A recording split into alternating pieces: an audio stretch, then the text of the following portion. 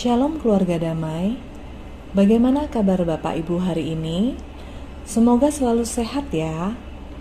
Hari ini Jumat 19 Agustus 2022. Mari kita sediakan waktu sejenak untuk merenungkan sebagian dari firman Tuhan. Sebelum kita memulai segala aktivitas kita hari ini, mari kita berdoa. Bapa dalam surga, kami bersyukur untuk anugerah kehidupan yang Tuhan berikan. Kami mau hidup seturut kehendak-Mu. Kiranya firman Tuhan yang akan kami renungkan bersama dapat terus menguatkan kami untuk senantiasa berjalan dalam jalan Tuhan. Pimpinlah ya Tuhan, dalam nama Tuhan Yesus kami berdoa. Amin. Sobat Samas, renungan kita hari ini bertemakan keributan di Tesalonika, yang terambil dari kitab Kisah Para Rasul 17 ayat 1-9. Saya akan membacakan beberapa ayat saja. Saya bacakan dari ayat 5. Tetapi orang-orang Yahudi menjadi iri hati dan dengan dibantu oleh beberapa penjahat dari antara petualang-petualang di pasar, mereka mengadakan keributan dan mengacau kota itu. Mereka menyerbu rumah Yason dengan maksud untuk menghadapkan Paulus dan Silas kepada sidang rakyat. Tetapi mereka tidak menemukan keduanya. Mereka menyeret Yason dan beberapa saudara di hadapan pembesar-pembesar kota sambil berteriak, katanya, "Orang-orang yang mengacaukan seluruh dunia telah datang juga kemari, dan Yason menerima mereka menumpang di rumahnya. Mereka semua bertindak melawan ketetapan-ketetapan Kaisar dengan mengatakan bahwa ada seorang raja lain, yaitu Yesus." Ketika banyak orang dan pembesar-pembesar kota mendengar semuanya itu, mereka menjadi gelisah. Tetapi setelah mereka mendapat jaminan dari Yason dan dari saudara-saudara lain, mereka pun dibebaskan. Bapak Ibu keluarga damai, Rasul Paulus dan Silas tiba di Tesalonika.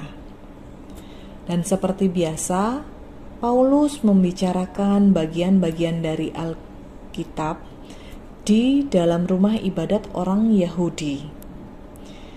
Dia menerangkan kepada mereka dan menunjukkan bahwa Mesias harus menderita dan bangkit dari antara orang mati. Ia menyatakan bahwa inilah Mesias, yaitu Yesus. Dan yang terjadi adalah beberapa orang dari mereka menjadi yakin dan menggabungkan diri dengan Paulus dan Silas, dan juga sejumlah orang Yunani takut kepada Allah dan tidak sedikit perempuan-perempuan terkemuka.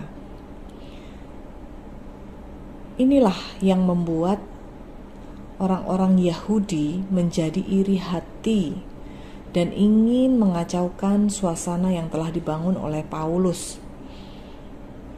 Dan mereka membuat keributan di Tesalonika. Mereka hendak menangkap Paulus dan Silas dan membawa mereka ke sidang rakyat. Namun, Tuhan menolong mereka dengan melindungi hamba-Nya. Mereka tidak menemukan Paulus di rumah Yason. Sobat Samas, ketika kita berusaha untuk melakukan kebaikan, ketika kita melakukan perintah Tuhan, ternyata tidak selalu akan mendapatkan respon yang baik dari orang-orang di sekitar kita. Mungkin di dalam hati kita berpikir bahwa kita sudah berusaha melakukan yang terbaik. Kita melakukan untuk kebaikan orang lain juga. Namun, mengapa masih ada orang-orang yang tidak suka? Atau bahkan ada orang-orang yang berusaha untuk mengacaukan apa yang ingin kita lakukan. Bapak Ibu, yang harus kita pahami, kita hidup di lingkungan yang majemuk. lingkungan di mana ada orang-orang dari berbagai macam latar belakang, juga dari berbagai suku dengan budaya dan kebiasaan yang berbeda-beda, yang membuat adanya perbedaan pemikiran dan pendapat. Hal-hal inilah yang menyebabkan hal baik yang kita lakukan tidak selalu direspon positif oleh orang di sekitar kita. Namun, janganlah hal ini menyurutkan niat kita untuk berbuat kebaikan. Tuhan yang melihat ketulusan hati kita. Motivasi kita dalam berbuat baik hanyalah untuk memuliakan nama-Nya. Tuhan yang akan memberikan jalan, bahkan melindungi kita, anak-anak-Nya, jika kita berada dalam jalan Tuhan. Seperti dalam renungan kita hari ini, Rasul Paulus ketika memberitakan Injil dengan niat yang baik, akhirnya Tuhan menolong dengan meluputkan dari orang-orang jahat yang hendak menangkap mereka. Ya Bapak Ibu, marilah kita tetap semangat melakukan kebaikan, tetap melakukan perintah Tuhan demi kemuliaan nama-Nya. Apapun yang akan kita hadapi, tantangan apapun yang ada di depan kita, kita selalu ingat bahwa Tuhan tidak pernah meninggalkan kita. Amin. Mari kita berdoa. Terima kasih Tuhan Yesus untuk renungan kami pada hari ini. Kami belajar dari Rasul Paulus yang tetap semangat dalam melakukan perintah Tuhan, memberitakan Injil Tuhan, walaupun tantangan yang dihadapi tidak mudah. Biarlah kami pun dapat meneladani sikap Rasul Paulus. Kuatkan kami ya Tuhan untuk selalu melakukan perintah-Mu. Ampunilah kami jika kami pernah ragu, kami pernah takut dalam melakukan firman Tuhan.